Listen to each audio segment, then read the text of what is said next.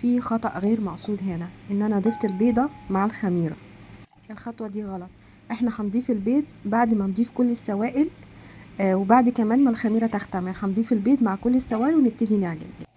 اثناء ما انا بعجن الكاميرا فصلت مني، فانا كنت هنا خلطت كل المحتويات وابتديت اعجن، وبعد كده ابتديت اضيف زيت الزيتون. ممكن تستخدموا زيت نباتي، هي معلقتين يعني او ربع كوباية. هنا خلصت العجينة خالص، عجنتها لمدة كده تقريبا يعني 6-8 دقايق، وابتديت بعد كده اضيف 50 جرام زبدة. ملمس العجينة هيتغير معانا. هنستمر في العجن لغاية ما نلاقي القوام بتاعها بقى مطاطي كده، وبعدين التلزيق بتاعها يبقى خفيف. هسيبها تختمر لمدة ساعة. بعد ساعة من الاختمار ده شكلها. هبتدي بقى ألمها كده علشان ابتدي اقطعها او اقسمها. لو حسيتوا انها بتلزق معاكم شوية ممكن تمسحوها بشوية زبدة او زيت زي ما انا عملت كده. وهبتدي بقى ألمها علشان اقطعها. اول حاجة لازم اعملها زي الرول كده او زي البار الطويل كده علشان تسهل عليا. هقطعها الاول بالطول زي ما انتم شايفين، وبعد كده اخد كل رول هبتدي اقطعه، بعد كده اخده اكوره واسيبه. واول كورة انا حطيتها هبتدي بيها. ده الشكل اللي انا بحبه دايما في البريوش، ان انا بفرده، اخد قطعة بفردها بالطول كده، بعدين هنا هدهنها زبدة، ليها مسحة كده من الزبدة، بعدين اعمل لها زي الرول. بعد كده هاجي بالقطعة دي ومن النص، وهبتدي بقى اعمل الشكل ده. الشكل ده حلو جدا، بيطلع مورق كده، وكمان الزبدة بتبقى ريحتها وطعمها بيبقى باين قوي وظاهر. هبتدي الفها كده. ده شكل مختلف عن الشكل الحلزون اللي احنا متعودين عليه.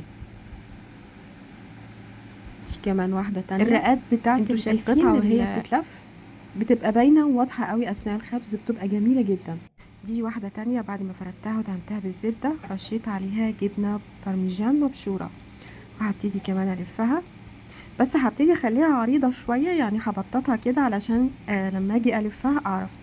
بعد ما اقطعها في النص كده هبتدي ابرم الاطراف بتاعتها زي ما انتم شايفين، بعدين هبتدي الفها على بعضها كده، الف الاطراف على بعض كده، وزي ما انتم شايفين شكلها حلو جدا. الجبنه البارميجان مع الزبده في الفطاير بتاعه البريوش بتبقى رهيبه جدا، الطعم والريحه في منتهى اللذه بصراحه.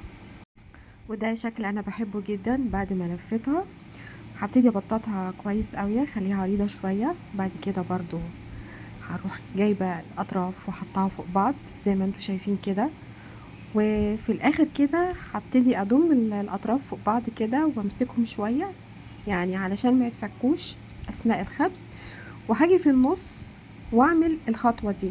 بعد كده هفتحها هتدينا الشكل كمان واحده تانية هعملها دلوقتي.